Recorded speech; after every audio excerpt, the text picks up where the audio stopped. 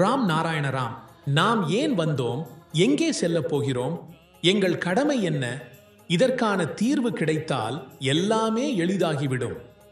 சிலை வழிபாடு செய்வோம், இதை செய்வோம், அதை செய்வோம் என்று கூறி முழக்கம் செய்யலாம். ஆனால் இந்த மரபுகள் ஏன் உருவாக்கப்பட்டன என்பதை புரிந்து கொள்ள வேண்டும். ஒருமைப்பாடு ஏற்படுத்த முயற்சி செய்யப்பட்டது. அனைவரும் சேர்ந்து உணவு உண்ண வேண்டும் என்பதில் கவனம் செலுத்தப்பட்டது.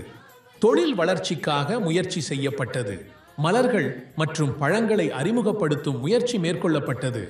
அந்த காலத்தில் பல பழங்களை மக்கள் அடையாளம் காணவில்லை. நாடு காடுகளால் நிரம்பியிருந்தது. மரங்களில் பழங்கள் நிறைந்திருந்தன. ஒரு முன்னோர் ஒரு பழத்தை சாப்பிட்டுவிட்டு இறந்து விட்டார். ஆனால் அவர் தனது மகனுக்கு அதன் விஷயமாக எதுவும் கூறவில்லை. பின்னர் மகன் எந்த மரத்தின் பழத்தை உண்டதினால் தந்தை இறந்தார் என்று யோசித்தார். இதனால் எவரும் பழங்களை சாப்பிட துணிவில்லை. அந்த காலத்தில் அதிக வேதங்கள் இல்லை, அதிக பிரார்த்தனைகள் கிடையாது.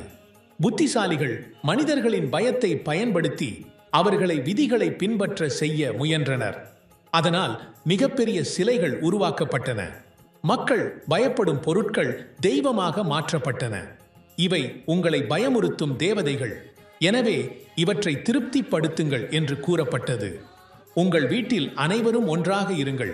சில செயல்கள் பாவம், அவற்றை செய்யாதீர்கள். இந்த தெய்வத்திற்கு இந்த பழத்தை செலுத்துங்கள், ஏனெனில் அதை பிடிக்கும் என்று அறிவுறுத்தப்பட்டது.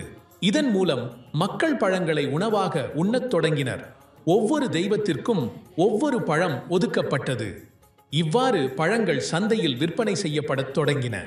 காலப்போக்கில் சிலைகளின் உருவமும் வடிவமும் அமைதியாக மாறின. இது கனவு ஆக இருக்கலாம் அல்லது மனிதர்கள் உருவாக்கிய கதை.